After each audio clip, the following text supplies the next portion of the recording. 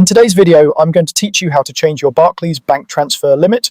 By the end, you'll know exactly where to find the setting, how to adjust it confidently, and what to do if you need a higher limit than the app allows. Start by opening the Barclays app and logging into your account. Make sure you're on a secure internet connection and that your app is up to date so everything loads smoothly. Use your usual login method, whether that's your passcode, Face ID, or fingerprint, and wait for the home screen to load. From here, navigate to either your cards or the settings section.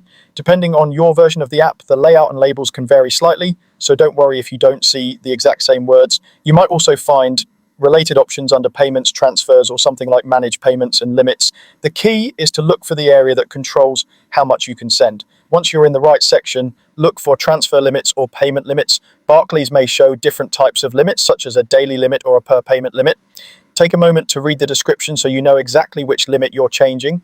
This helps you avoid setting a number that's too low to cover a typical bill or too high for your comfort. If you're unsure, think about your usual transfers and pick a number that balances convenience with security. Adjust the limit to your preferred amount and confirm the changes. The app may ask you to authenticate again for security, which is completely normal. After confirming, you should see a success message and your new limit will be in place. If it doesn't look updated right away, try refreshing the page or returning to the home screen and back into the limits section. If you need to go beyond the amount the app allows you to set yourself, use the in-app chat to speak with a representative. Support is available 24/7 and they can review your account, explain any restrictions, and help with a temporary or permanent increase if appropriate.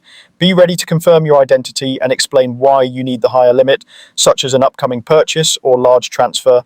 Alternatively, you can contact Barclays support by phone for further assistance. This can be helpful if you prefer to talk things through or if the in-app chat isn't available for any reason.